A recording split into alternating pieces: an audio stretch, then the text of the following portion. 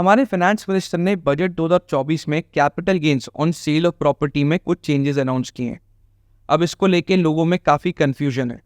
कुछ लोगों का मानना है कि ये बहुत ही बढ़िया है और कुछ लोगों को लगता है कि ये बहुत ही ख़राब। आज मैं इसी कन्फ्यूजन को क्लियर करने की कोशिश करूँगा। मैं डिस्कस करूँगा कि नए रिजीम में कैपिटल गेन्स कैसे कैलकुलेट होगा, नए और पुराने कैपिटल गेन्स पे क्या चीज़ें सेम हैं और क्या डिफरेंसेस हैं, नए कैपिटल गेन से किसको नुकसान होगा और किसका फ़ायदा होगा, और इसका overall impact Indian real estate पे कैसा होगा। Hello everyone, I am Rohan Bhardwaj and शुरू करते हैं आज का वीडियो। पहले देखते हैं कि ओल्ड वर्सेस न्यू रिजीम में क्या सेम है। Short term capital gains tax में कोई भी चेंजेस नहीं किए गए हैं। शॉर्ट टर्म कैपिटल गेन्स आपके इनकम के अंदर ऐड हो जाता है और उस पर रेगुलर इनकम टैक्स लगता है as per your income tax slab. Short term capital gains उसको बोलते हैं जब आप प्रॉपर्टी खरीद के उसे 24 महीने के अंदर बेच देते हो। अगर आप प्रॉपर्टी 24 महीनों के बाद बेचते हो तो उस पर long term capital gain tax लगता है। चेंजेस सिर्फ long term capital gains tax में ही किए गए हैं। Long term capital gains tax 20% से कम करके 12.5% कर दिया है और इस पे इंडेक्सेशन का बेनिफिट भी हटा दिया है। इंडेक्सेशन का मतलब है कि हम प्रॉपर्टी के परचेज प्राइस को इन्फ्लेशन के अकॉर्डिंग, मतलब महंगाई के अकॉर्डिंग एडजस्ट करते हैं और उसकी करंट मार्केट वैल्यू निकालते हैं। अब जो चीज़ 2001 में 100 रुपये में मिलती थी, आज 2024 में वो 100 रुपये में नहीं मिलेगी। इसीलिए गवर्नमेंट हर साल एक इंडेक्सेशन चार्ट पब्लिश करती है जो महंगाई को कंसिडर करते हुए उसी चीज़ का आज का प्राइस बताता है। करंटली हम 2001 को as a base year use कर रहे हैं, तो एज पर इंडेक्सेशन चार्ट जो चीज़ 2001 में 100 रुपये की थी वो 2009-10 में 148 रुपीज़ की हो गई और आज 2024 में वो 363 रुपीज़ की हो गई है। तो ओल्ड कैपिटल गेन्स में हम इंडेक्सेशन यूज़ करते थे और नए रिजीम में हमें ये बेनिफिट नहीं मिलेगा। अब यहाँ पे दो सिनेरियो बनते हैं। पहला सिनेरियो, अगर आपने प्रॉपर्टी 2001 से पहले खरीदी है तो क्या होगा, और अगर आपने प्रॉपर्टी 2001 के बाद खरीदी है तो क्या होगा। पहले देखते हैं कि अगर आपने प्रॉपर्टी 2001 के बाद खरीदी है तो उस पर कैपिटल गेन्स का क्या इम्पैक्ट होगा। इसको एक एग्जाम्पल के साथ समझते हैं। नाउ लेट्स से आपने 2009-10 में 30 लाख रुपए की एक रेजिडेंशियल प्रॉपर्टी खरीदी। ओल्ड रिजीम में हम इंडेक्स्ड वैल्यू लेंगे तो आफ्टर इंडेक्सेशन 2024 में इस प्रॉपर्टी की वैल्यू 73,58,000 पे आती है। न्यू रिजीम में तो कोई इंडेक्सेशन नहीं है तो इसे हम खाली छोड़ देंगे। नाउ लेट्स से 15 सालों में प्रॉपर्टी की मार्केट वैल्यू 5 गुना बढ़ गई, मतलब 30 लाख की प्रॉपर्टी 1.5 करोड़ की हो गई। ओल्ड रिजीम में कैपिटल गेन्स का अमाउंट बनेगा 1.5 crore minus indexed value of 73,58,000, मतलब कैपिटल गेन्स हुआ 76,41,000 का। नाउ न्यू रिजीम में हम selling price minus purchase price ही करेंगे, मतलब 1.5 करोड़ माइनस 30 लाख, तो हमारा कैपिटल गेन्स आया 1 करोड़ 20 लाख पे। नाउ ओल्ड रिजीम में कैपिटल गेन्स टैक्स था 20%, तो हमारा कैपिटल गेन्स टैक्स अमाउंट आ गया 15,28,000 पे। और न्यू रिजीम में हमारा कैपिटल गेन्स टैक्स है 12.5%, तो हमारा कैपिटल गेन्स टैक्स अमाउंट आ गया 15 लाख पे। तो अगर 15 सालों में प्रॉपर्टी की वैल्यू 5 गुना बढ़ी तो नए रिजीम में हमें 28,000 रुपये का फ़ायदा होगा। लेकिन अगर प्रॉपर्टी की वैल्यू थोड़ी कम या ज़्यादा बढ़ी तो क्या होगा। अब इसी सेम एग्जाम्पल में थोड़े अलग सिनेरियोज भी चेक कर लेते हैं। 2009 में अगर 30 लाख की प्रॉपर्टी खरीदी थी और वो 15 सालों में 3 गुना बढ़ के अगर 90 लाख की बिकी, तो एज पर न्यू रिजीम हमें 4,22,000 का लॉस होगा। अगर वो सेम प्रॉपर्टी की वैल्यू 4.9 टाइम से बढ़ी और 1.47 करोड़ की बिकी, तो ओल्ड रिजीम और न्यू रिजीम में सेम टैक्स अमाउंट बनेगा, मतलब ब्रेक इवन है, नो लॉस नो प्रॉफिट। और अगर वो प्रॉपर्टी की वैल्यू 7 गुना बढ़ी और वो 2.1 करोड़ की बिकी, तो हमें न्यू रिजीम में 4,80,000 का प्रॉफिट होगा। इसका सीधा मतलब है कि अगर आपकी प्रॉपर्टी की प्राइजेस कम बढ़े तो आपको नए रिजीम में नुकसान होगा, और अगर आपके प्रॉपर्टी की प्राइजेस बहुत ज़्यादा बढ़ गए तो आपको नए रिजीम में फ़ायदा होगा। अब ये देखते हैं कि अगर आपने प्रॉपर्टी आज से 5, 10, 15 या 20 साल पहले खरीदी थी तो उसमें आपको कितना प्राइस एप्रिसिएशन चाहिए होगा ताकि आपको नए रिजीम में लॉस ना हो। तो अगर आपने प्रॉपर्टी आज से 23 साल पहले 2001 में ली थी, तो आज अगर उसकी वैल्यू 8 गुना से ज़्यादा बढ़ी है तो एज़ पर न्यू रिजीम आपको कोई लॉस नहीं होगा। मतलब अगर आपने 2001 में कोई प्रॉपर्टी 10 लाख की ली थी तो आज उसकी वैल्यू 80 लाख या उससे ऊपर है तो न्यू रिजीम में आपको फ़ायदा है। लेकिन अगर उसकी वैल्यू 80 लाख से कम है तो आपको न्यू रिजीम में नुकसान होगा। सिमिलरली अगर आपने आज से 15 साल पहले 2009 में अगर कोई प्रॉपर्टी 30 लाख की ली थी, तो आज उसकी वैल्यू अगर 4.9 टाइम से बढ़ी है, मतलब अगर उसका सेलिंग प्राइस आज 1.47 करोड़ है, तो आपको नो लॉस नो प्रॉफिट है। अगर आपने आज से 10 साल पहले 50 लाख की कोई प्रॉपर्टी ली थी, तो उसकी करंट मार्केट वैल्यू 2.4 टाइम से बड़ी होगी और उसका सेलिंग प्राइस अगर 1.2 करोड़ से ज़्यादा होगा तो आपको कोई लॉस नहीं होगा। अगर आपने कोई प्रॉपर्टी आज से 5 साल पहले 2019 में 1 करोड़ की ली थी, तो उसका आज मार्केट प्राइस 1.7 टाइम्स होना चाहिए, मतलब उसकी वैल्यू 1.7 करोड़ होगी, तो आपको न्यू रिजीम में कोई लॉस नहीं होगा। तो बेसिकली अगर आपकी प्रॉपर्टी वैल्यू हर साल 10% से ज़्यादा ग्रो करती है तो आपको न्यू रिजीम में फ़ायदा है, और अगर 10% से कम ग्रो करती है तो आपको लॉस है।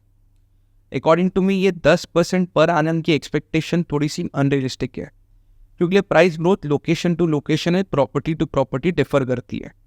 लास्ट कुछ सालों में कुछ लोकेशंस पे तो इससे ज़्यादा अच्छे रिटर्न्स मिले हैं, लेकिन बहुत सारे ऐसे भी लोकेशंस हैं जहाँ पे पर एनम 10% का रिटर्न नहीं मिला है। जैसे मेरे एक दोस्त ने 2012 में गाजियाबाद में एक प्रॉपर्टी खरीदी थी। अब पिछले 12 सालों में उसकी प्रॉपर्टी वैल्यू सिर्फ 1.5 गुना से बढ़ी है।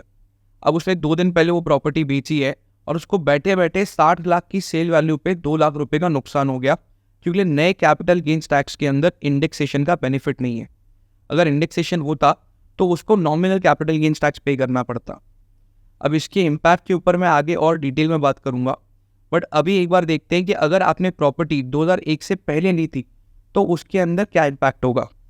अब अगर आपने 2001 से पहले प्रॉपर्टी खरीदी थी तो आपके पास 2 ऑप्शन हो।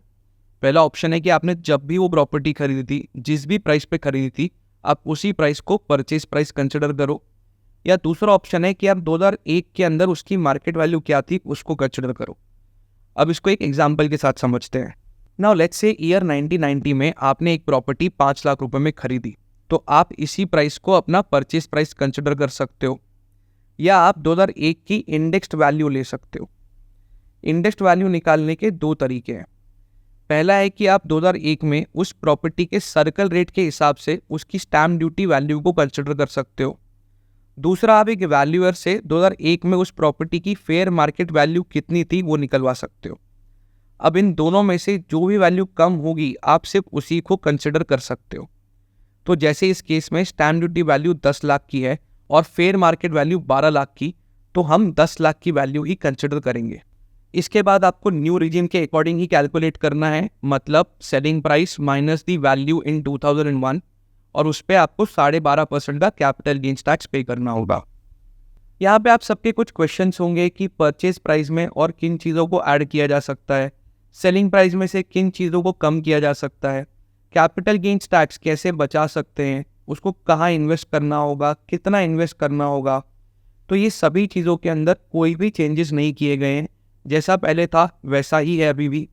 इन सभी पॉइंट्स पे मैंने ऑलरेडी एक डिटेल वीडियो बनाया है। जिनको ये जानना है कि कैपिटल गेन्स टैक्स कैसे बचाते हैं on sale of residential property, sale of commercial property या सेल ऑफ लैंड, तो आप ये वाला वीडियो देख सकते हो। इसका लिंक मैंने नीचे डिस्क्रिप्शन और ऊपर आई बटन में शेयर किया है। अब देखते हैं कि इसका इम्पैक्ट एग्जिस्टिंग इन्वेस्टर्स पे क्या होगा। अब जो लोग एक प्रॉपर्टी बेच के दूसरी प्रॉपर्टी खरीदने की सोच रहे हैं उनको कोई फ़र्क नहीं पड़ता, क्योंकि वो री इन्वेस्टमेंट करके अपना पूरा कैपिटल गेन्स टैक्स बचा सकते। प्रॉब्लम उनके लिए जिन्होंने सिर्फ इन्वेस्टमेंट के लिए रियल एस्टेट खरीदा था। इंडिया में सिर्फ 8% लोग स्टॉक मार्केट में इन्वेस्ट करते हैं, इंक्लूडिंग म्यूचुअल फंड्स। मेजॉरिटी लोगों का सबसे बड़ा इन्वेस्टमेंट रियल एस्टेट में होता है। लोग ये सोच के प्रॉपर्टी खरीदते हैं कि फ्यूचर में इसे बेच के बच्चे की एजुकेशन कंप्लीट करा देंगे या फिर बच्चे की शादी करा देंगे। अब जिनको प्रॉपर्टी बेच के पूरा पैसा निकालना है उनको एडिशनल कैपिटल गेन्स का बर्डन झेलना पड़ेगा। अब जिन्होंने सही जगह इन्वेस्ट किया और उनको बहुत बढ़िया एप्रिसिएशन मिला, उनके लिए तो नया रिजीम अच्छा है, उनका टैक्सेशन कम हो जाएगा। लेकिन जिन्होंने अच्छी जगह पे इन्वेस्ट नहीं किया था, जिन्होंने प्रॉफिट ऑलरेडी कम कमाया था, उनका प्रॉफिट और कम हो जाएगा। मतलब जो ऑलरेडी ज़्यादा कमाया है वो और ज़्यादा बचाएगा, और जो बेचारे ने ऑलरेडी कम कमाया है उसके ऊपर आप टैक्स लगा के उसका प्रॉफिट और कम कर दोगे।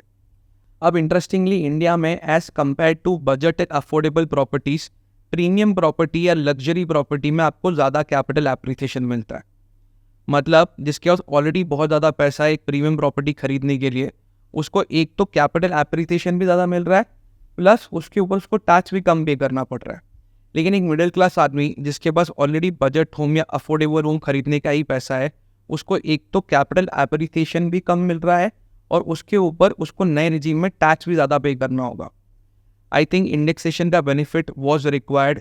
एक मिडिल क्लास फैमिली के लिए इंडेक्सेशन बहुत ही मस्ट है एंड नया regime I think slightly is unfair for everyone. अब देखते हैं कि इन चेंजेस का ओवरऑल रियल एस्टेट मार्केट पे क्या इम्पैक्ट होगा। इसके दो इम्पैक्ट है। पहला कि ऑलरेडी बहुत सारी लोकेशन पे एक प्राइस बबल बन गया है, प्रॉपर्टी के प्राइस ऑलरेडी बहुत ज़्यादा हैं और स्लो डाउन एक्सपेक्ट किया जा रहा है। ऐसी सिचुएशन में इन्वेस्टर्स अपना पैसा ऑलरेडी इन्वेस्ट नहीं कर रहे हैं।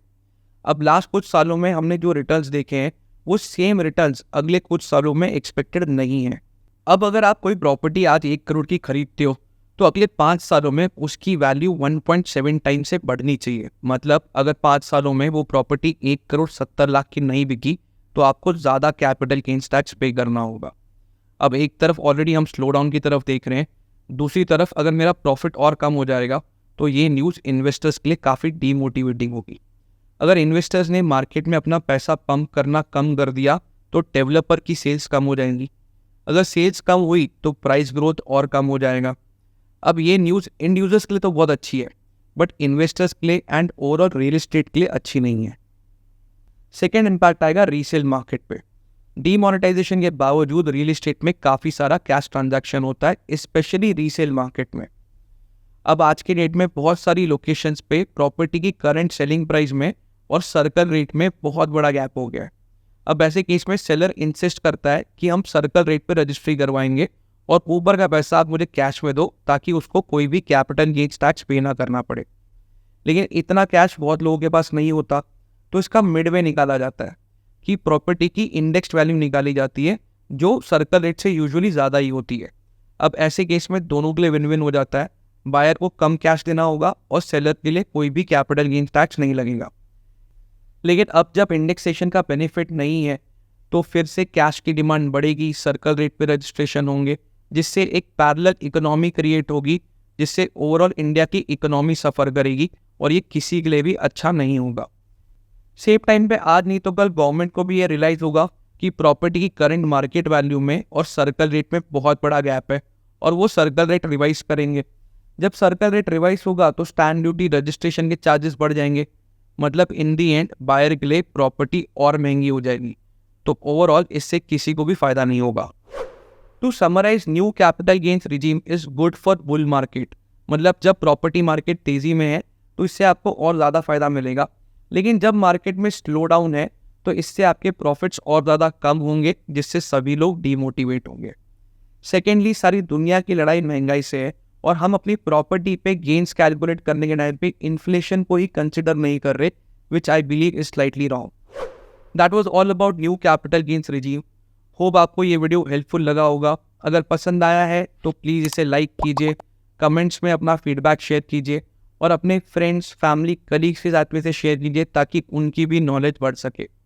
और अगर आप इंडियन रियल एस्टेट के बारे में और जानना चाहते हैं तो मेरे चैनल को सब्सक्राइब कर लीजिए, क्योंकि मैं इसी तरीके से और इंटरेस्टिंग वीडियोस बनाता रहूँगा। That's all for today. Signing off, I am Rohan Bhardwaj. Take care, have fun.